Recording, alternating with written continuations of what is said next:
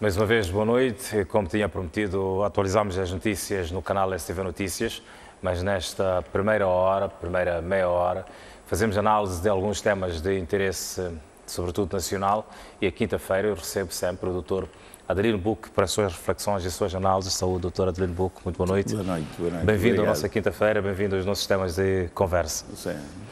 E não podemos andar longe de falar sobre essa questão da radicalização islâmica no norte de Moçambique, sobretudo olhando para os últimos acontecimentos do último domingo, a madrugada do último domingo, onde 10 concidadãos foram decepados, suas cabeças portanto, em Palma, depois de acontecimentos que já vinham tendo lugar no Mocimboa da Praia. Como caracterizar este modus operandi, portanto, deste grupo que ainda não se revelou, não deu cara e não diz sequer o que é que está a reivindicar? Boa noite. Primeiro, lamentar os acontecimentos de Palma, portanto, estas 10 pessoas decapitadas, e a solidariedade com as famílias e a vontade de ver este caso rapidamente esclarecido. Mas deixa dizer que este acontecimento dá-se numa altura em que um grupo de investigadores tinha feito a divulgação do estudo sobre o caso de Mocimboa da Praia e traz como elementos a pobreza, a marginalização, que criou bases para a radicalização dos islãos. Mas a questão que se põe, outras análises também que são feitas nesta perspectiva, muitos indicam que, de facto, do ponto de vista daquilo que é a marginalização, é um facto que aquela zona do litoral, que em tempos foi habitada por pessoas, mesmo no tempo colonial, que tinham uma determinada vida, um nível de vida bastante razoável. Depois da independência, a situação da vida deles deteriorou substancialmente. E não houve um investimento, não houve algo que pudesse trazer as melhorias de vida para aquela população. Isto eu penso que é um facto indiscutível. No entanto, eu penso que fica muito difícil compreender que um cidadão da terra possa, por via de ser pobre, por via de se sentir marginalizado, por via de querer manifestar o seu próprio descontentamento, fica muito difícil compreender que este cidadão possa recorrer a estes métodos macabros e hediondos que são cometidos na Mocimboa da Praia. Portanto, eu penso que, se calhar, precisamos de ter um pouco mais de investigação para perceber este fenómeno. Não creio, e eu penso que, mesmo a nível daquilo que são as ações militares, as ações de guerrilha, normalmente as pessoas de uma determinada região, quando estão nessa região, não têm este poder de fogo tão assassino, tão macabro como está a acontecer na Mocimboa da Praia. O que sugere, na minha opinião, que aqueles atos são praticados por pessoas que se calhar nada têm a ver com a província de Cabo Delgado, inclusivamente. A ideia de que estes possam ser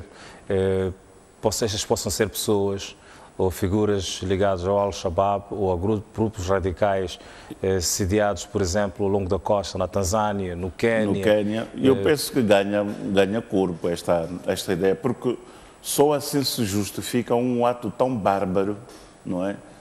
Tão bárbaro cometido por este grupo de pessoas. Porque um indivíduo que é natural de Cabo Delgado, pode estar até bastante descontente, pode ser muito pobre. Não acredito que haja qualquer que seja a religião que lhe possa levar a tão alto satânico como está a acontecer com as pessoas que foram mortas. Então, eu penso que é preciso que se encontrem outras formas de explicação deste fenómeno, porque realmente este que veio a público ainda não satisfaz. Mas por um lado, por outro lado, eu penso que efetivamente para que o Estado moçambicano não fique muito para trás em relação a esta situação, é importante que haja uma combinação de esforços, não é? É importante que haja uma combinação de esforços, porque se nós estamos a dizer e estamos a identificar a religião como um dos fatores que catalisa este tipo de ações, por outro lado, não foi visto qualquer tipo de ação do ponto de vista de religião muçulmana, de colaboração, ainda que solicitada, não é, pelas instituições públicas. O que se sabe é que determinadas mesquitas estiveram fechadas e foram reabertas porque se concluiu que não tinham qualquer tipo de ligação com estes elementos. Não existe nada que venha a público, pelo menos, que indicie que é um trabalho do ponto de vista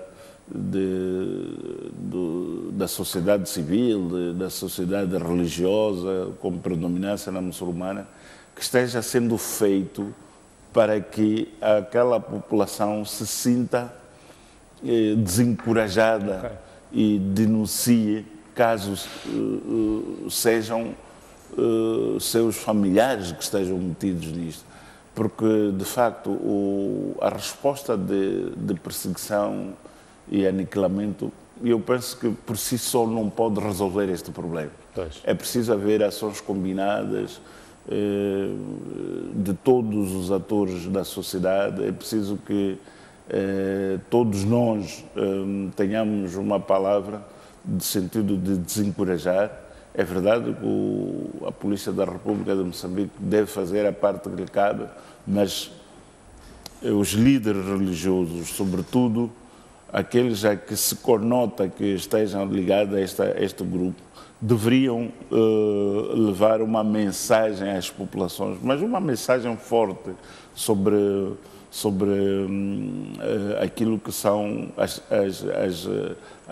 regras de convivência religiosa e tirarmos de uma vez por todas a imagem de que, de facto, esta questão tem muito a ver com a radicalização islâmica, que é uma coisa bastante discutível, porque eu acredito que haja descontentamento, mas os acontecimentos não justificam.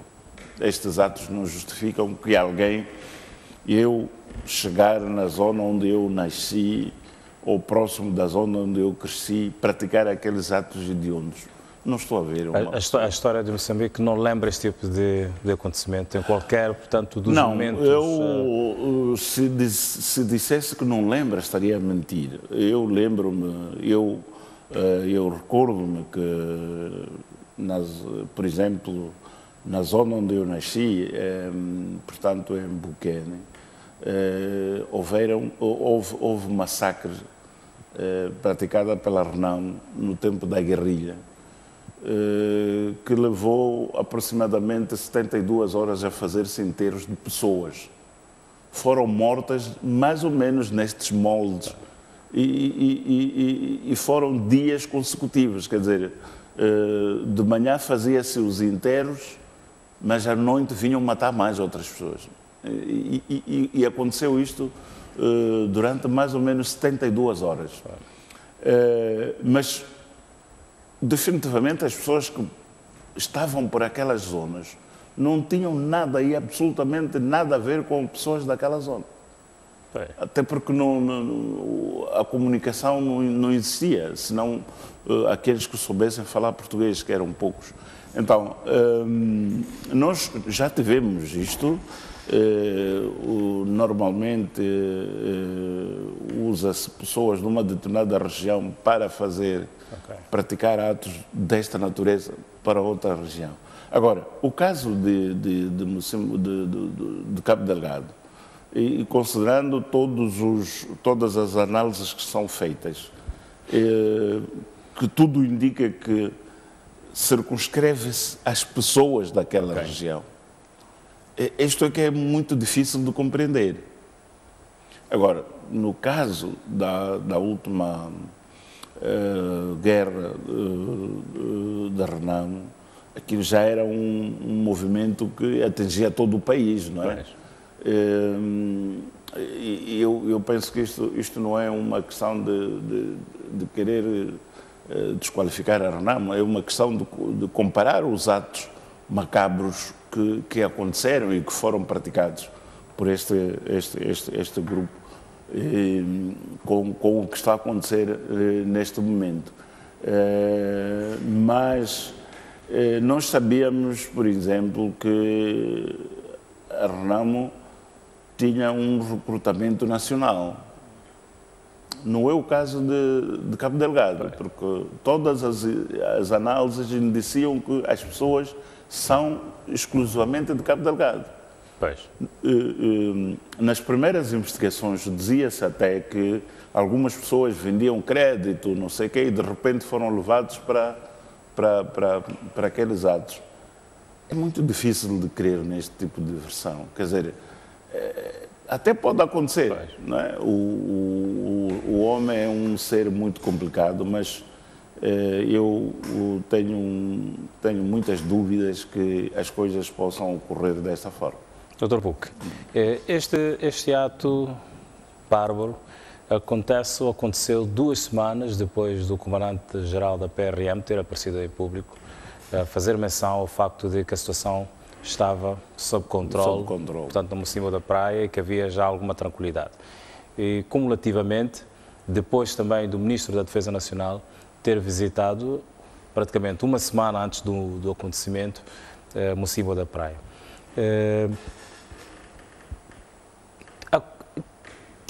Que interpretação se pode dar, portanto, a este fato? Será uma resposta deste grupo, uma provocação deste grupo, a postura da autoridade relativamente, portanto, aquilo que é a situação em Mocímboa da Praia? Quererá mostrar que, de algum modo, não está efetivamente controlado, que eles estão lá e que, enfim... Bom, que seja uma demonstração de forças não deixa de ser. Agora, é preciso também que se diga que este tipo de grupo, repare que este grupo, por exemplo, no caso da análise, apareceu numa madrugada, fez chacina e desapareceu. Portanto, é muito difícil poder considerar-se que este grupo, este tipo de ações estão sob controle. Porque não há ninguém que reivindique este ato. Até pode ser um vizinho, por exemplo, que vem de onde vem, tu o abrigas, porque hoje o sistema de migração é tão desordenado que tu vives com um vizinho de uma pessoa que tu nem sabes quem é. Pode ser este que, na calada da noite, pratica estes atos e depois desaparece. Então, é muito difícil. Agora, também é preciso compreendermos que o comandante da Polícia da República de Moçambique não pode, do ponto de vista ético, não pode vir a público dizer: "Ei, pá, Cabo Delgado, aquilo está muito mal, pá." Ele teria que se demitir para dizer isto, não é? Teria que se demitir primeiro, sair da função e, efetivamente, declarar que está difícil e ele é incapaz de suster aquele tipo de ações dos assassinos. Agora, também é verdade que naquela região existe uma presença não comum das forças de defesa e segurança. Exato. Não é?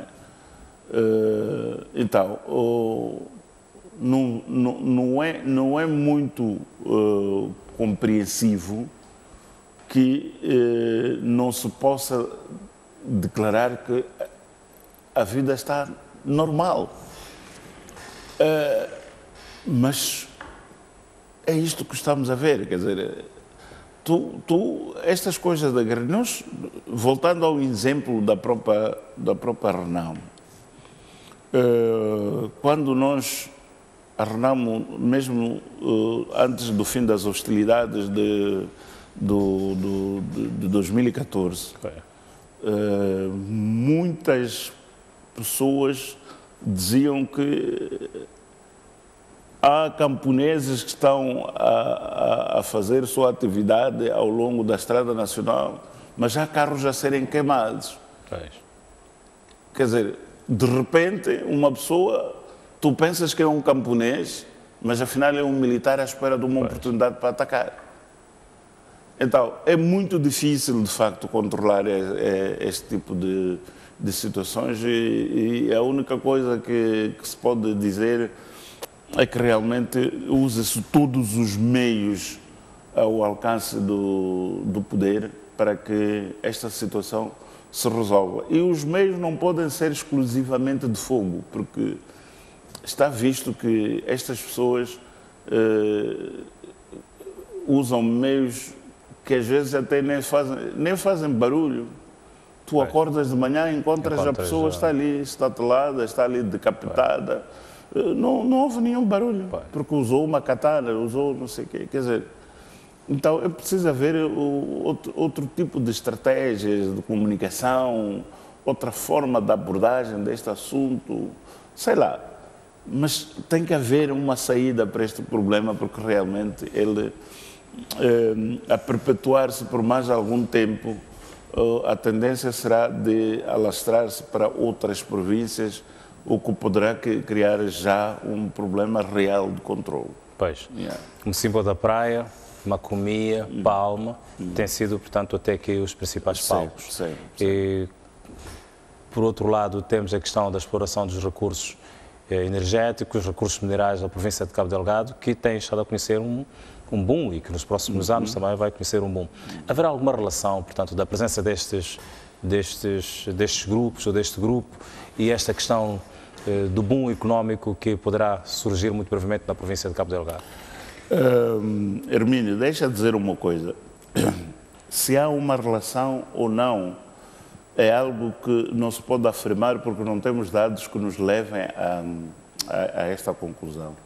Mas é importante notar que um semanário da Praça, a semana passada, publicou um relatório do Africa Intelligence que dizia que há um empresário americano que já tem os contactos com a Anadarko, a AN e os outros interessados na exploração de hidrocarbonetos naquela zona, para ele prover os serviços de segurança naquela zona. E dizia também nessa publicação que este grupo poderia oferecer serviços de segurança ao Estado moçambicano, a custo, naturalmente, de valores, e que o assunto estava em cima da mesa. Então, é curioso que, depois desta publicação, esteja a intensificar-se a ação deste grupo de desestabilização. É muito difícil para uma pessoa que faz leituras não fazer qualquer tipo de associação. Ainda que essa associação não seja justa, mas ela sempre estará lá. Porque nós, é verdade que temos esta dificuldade de fazer este controle, mas há coisas que quando aparecem em público e ditas na forma como são ditas, nós temos que olhar para os nossos parceiros e dizer, mas afinal o que é que tu fazes à noite? Pois. Quando a gente vai para dormir, tu não vais dormir. Pois. Vais contactar este, contactar aquele, oferecer serviços que não sequer combinou comigo que tu podes oferecer esses serviços. Então, é muito difícil não fazer qualquer tipo de relação. Até na forma como a publicação saiu, até se pode pensar que, se calhar, estes indivíduos possam estar amando deste interessado por oferecer serviços de segurança. Portanto, está a intensificar um processo de desestabilização que é para criar um alarme, criar instabilidade e aparecer ele como salvador. Não estou a dizer que seja este o caso, mas estou a dizer que é muito difícil tu, quando tens esta informação, que dizem que é fidedigna, quando olhas para os acontecimentos no terreno, não possas fazer alguma ligação. Portanto, se há uma ligação direta, não sei se há, mas que é suspeito, é suspeito. Esta situação de Cabo Delgado, nos três distritos que fizemos menção, que temos estado a fazer menção, pode ter implicações no negócio dos hidrocarbonetos, do petróleo, do gás, na bacia do Rovuma? Sabe, Hermínio, é assim, nós temos exemplos dos países africanos que exploram petróleo. A Nigéria nunca teve uma situação de estabilidade, mas o petróleo sempre saiu. Portanto, as multinacionais que exploram o petróleo, eles têm esta capacidade de, no meio do fogo, eles poderem tirar um produto altamente volátil, mas que não arde, sai normalmente. É uma engenharia que só eles sabem como fazem. O mesmo aconteceu com a Líbia, não é? No meio de tanto fogo, os pipelines foram bombando o petróleo. Não parou. Então, é muito difícil dizer que esta questão efetivamente poderá pôr em causa a exploração dos recursos minerais. Agora, o que eu posso ter certeza é que o Estado moçambicano poderá ser obrigado a pagar uma fatura enorme pela segurança daquela região. O que significa que da exploração dos recursos minerais que se possa fazer naquela zona, o Estado moçambicano vai ficar sem nada, porque vai investir na segurança da zona. Então, é uma forma de dizer que nós tiramos isto, mas tu ficas aqui só com problemas, porque não há nada. Então, eu penso que, do ponto de vista prático, estas multinacionais, até parece que quanto mais instável a região onde se tira recursos, estes recursos de hidrocarbonetos, melhor para eles. Então, eu penso que se calhar o nosso caso de Cabo Delgado, a bacia do Rovuma, não seja uma exceção. Pois, não deixa de ser curioso, entretanto, que a situação, a história que se está a tentar produzir em Moçambique com esta questão destes ataques seja algo similar com a história da Nigéria, com a história de outros cantos onde os recursos foram descobertos. Sim, é por isso que estava a dizer, estas multinacionais têm um poder que faz com que, mesmo havendo problemas sérios de instabilidade, aquilo que é do interesse deles, eles tiram. Não é afetado, porque eles têm formas próprias de o fazer. Agora, a questão é, onde tiram estes recursos, o que é que fica? para aquela sociedade, para aquele Estado? Absolutamente que não fica nada, porque tu estás ocupado, não é, com os aspectos de segurança do Estado. E eles estão a tirar. Mesmo que pague algum imposto, esse imposto que tu recebes vais gastar para efeitos de segurança. Não tanto para as áreas mineiras, mas para a tua própria população. E, curiosamente, quem te pode oferecer também estes elementos de segurança, como armas, são parte desses países que fazem esta exploração. Ou seja, os nossos recursos vão para esses países, para o benefício desses países. Esses países pagam alguma coisa do imposto, o valor do imposto a gente entrega-lhes para recebermos as armas e para a nossa própria defesa, etc. Quer dizer, isto é um ciclo, quer dizer, alguém tem que pensar muito bem sobre isto.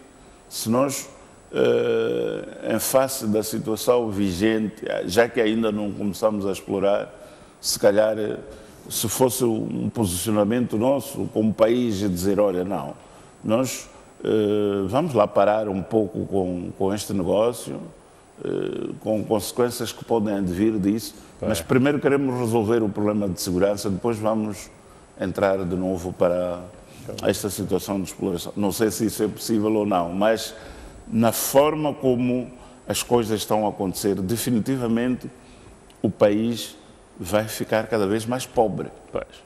Vai ficar cada vez mais pobre, porque não terá recursos sequer para manter as populações nas zonas onde elas devem estar.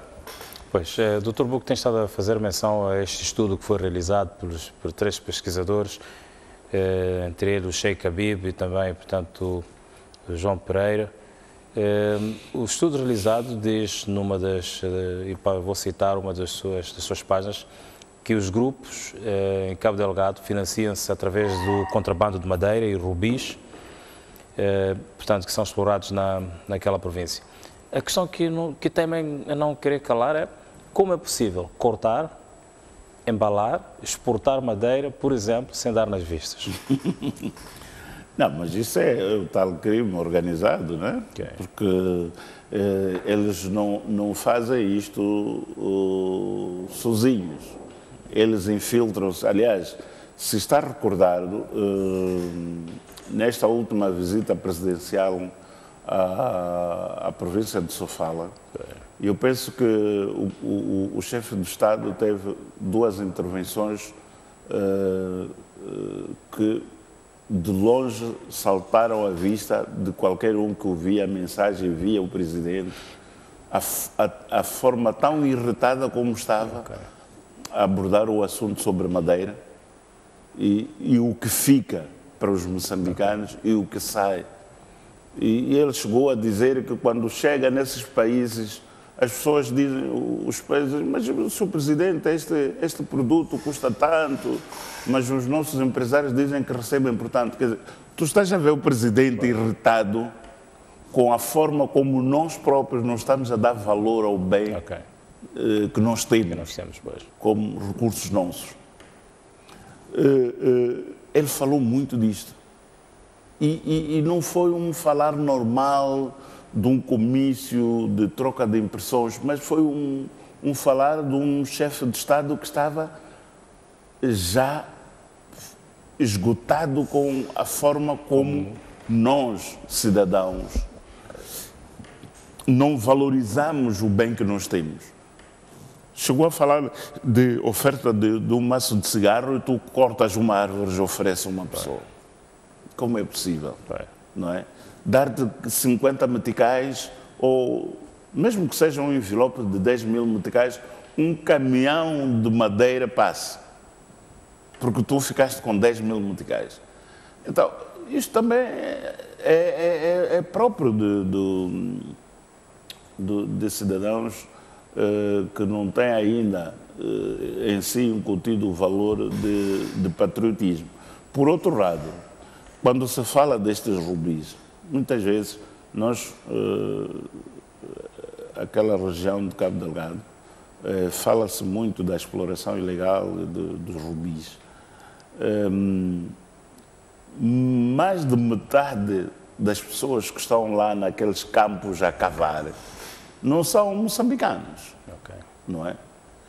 Muito menos os que compram aquele produto ilegal, de escavações ilegais, também não são moçambicanos. Então, o que significa que, de facto, pode existir essa circulação de dinheiro que nada tem a ver conosco, mas que está lá a ser usado para esses fins. Durante muito tempo, a região do Montepuez era uma região com a circulação monetária de todas as latitudes do mundo. Portanto, não eram dólares, não eram euros, não eram esse dinheiro chinês. Era todo o dinheiro passivo de ser cambiado estava em Montepuez. E não estava em nenhum banco, quer dizer, estava nas pessoas.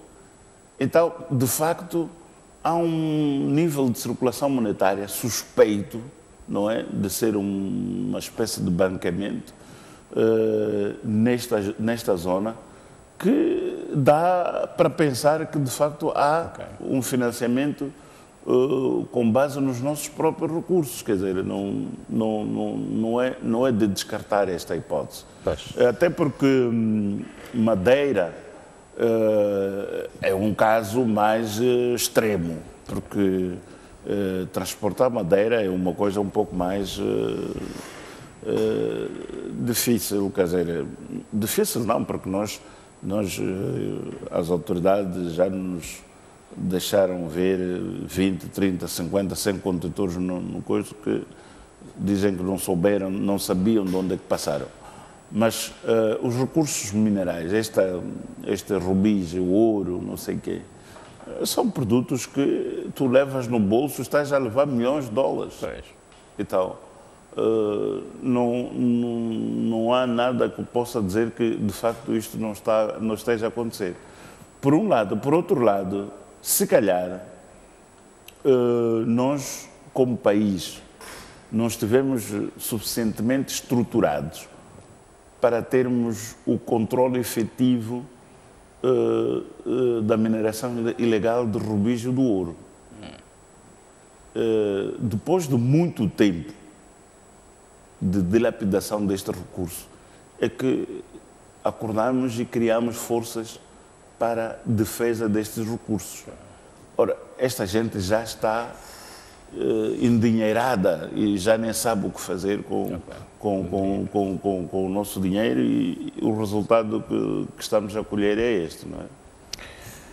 Pois bem, a verdade é que fica aqui um grande trabalho para a segurança do Estado. É verdade. Em relação à situação em... Eu penso que a segurança do Estado deve trabalhar muito, mas eu penso que, a par do trabalho que o Estado está a realizar, que não é pouco, eu penso que o envolvimento de outras forças, sobretudo religiosas, neste processo, numa ação combinada, penso que não é de descartar. Eu penso que os próprios líderes religiosos que, a miúde, têm vindo a público dizer que esta não é a ação dos muçulmanos, no lugar de vir às televisões transmitirem esta mensagem, deveriam fazer algo em prol da estabilidade daquela região, lá naquela região e com aquelas populações. Eu penso que isso é importante. Não creio que numa situação destas esperem por um convite do Estado para agirem, porque somos todos poucos para acudirmos à situação que está a acontecer na província de Cabo Delgado. Pois bem, vamos continuar a acompanhar esta situação, até porque temos em Cabo Delgado uma equipe de jornalistas da STV que estão e que vão seguir nos próximos dias a par e passo a situação em Mocimboa da Praia, em Palma e também em Macomia, e vão adicionando elementos que possam, enfim, possibilitar uma melhor interpretação sobre os factos naquele ponto do país. Eu vou convidar o Dr. Adelino Bucco agora a olharmos para essa convocação da sessão extraordinária da Assembleia da República para os próximos dias do mês de junho, penso que serão dia 8 e 9 de junho, e para falar de um tema único, que é a questão, portanto, da explicação em plenário dos contornos da dívida pública. O que é que espera que possa surgir deste assunto tão sensível e que os moçambicanos vão atrás cada vez mais das respostas de algo que nunca mais chega? Esta convocação também vem numa altura em que o Tribunal Administrativo, não é, veio a público a dizer que há um trabalho que está sendo feito e que a breve trecho teríamos algumas novidades. Quero acreditar que, se calhar, tenham algo para dizer à sociedade moçambicana sobre o que é que aconteceu, de facto, e todos estamos expectantes em saber o que é que realmente querem informar. Agora, também não deixa de ser curioso porque tanto a Ematum quanto a Proíndico parece que também, parece não, são as empresas que criaram esta dívida pública e que estão na mira deste grupo que quer oferecer a segurança às multinacionais que estão na bacia do Rovuma. Pois bem, Dr. Bucco, o ministro Maleano terá uma grande responsabilidade de explicar, de falar para os moçambicanos e, de alguma medida, quantificar as consequências desta dívida para o país. Eu penso que, do ponto de vista de quantificação, nós como sociedade sabemos e se calhar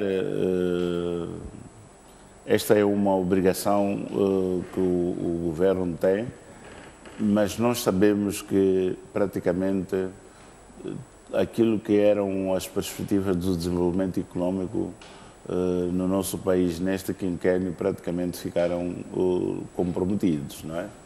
Aquilo que eram perspectivas do ponto de vista daquilo que era a criação de emprego, quer para a juventude, quer para outras idades, também ficou comprometido por conta de que não há mais investimentos neste país, quer internos, quer externos, porque não há dinheiro.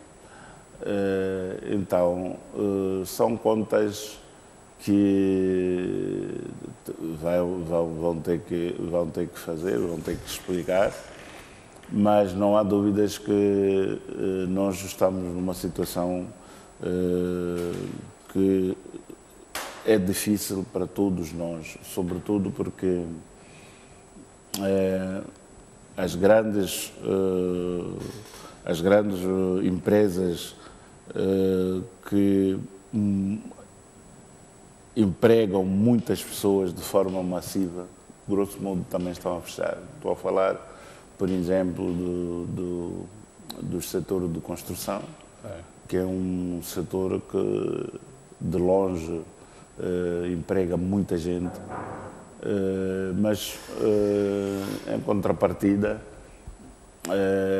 comparado com aquilo que acontecia nos anos 2013 ou 2014, se calhar a situação esteja relativamente melhor. Não temos dinheiro, mas temos a paz. Okay.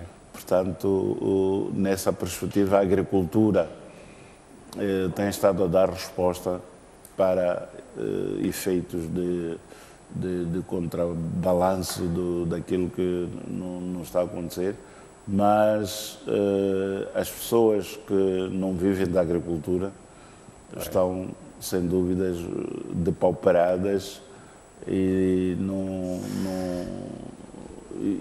desesperadas também, porque este facto de a miúde vir-se a público com este tema, muitas vezes, não sei se a opinião que eu tenho, acho que se não traz nada de objetivo, substancial, Exato.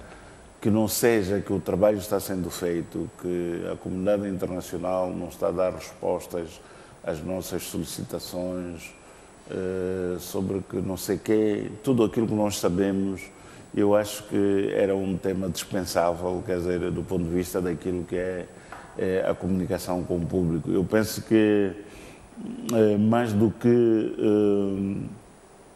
trazer soluções, se calhar é um desgaste mesmo da imagem do próprio governo do que propriamente trazer algo de bom.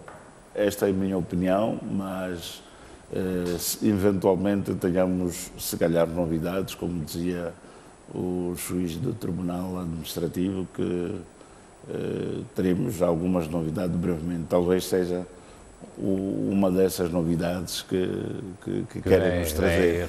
Esperemos por elas e que cheguem logo. Que cheguem logo e mudem radicalmente o cenário atual, porque estamos, de facto, numa situação calamitosa. Quer dizer, não estamos a morrer, mas estamos à beira disso. Exatamente. Doutor Adelino Bucco, muitíssimo obrigado por ter estado aqui connosco e ajudar-nos a interpretar, portanto, estes dois temas que trazíamos, portanto, para o dia de hoje.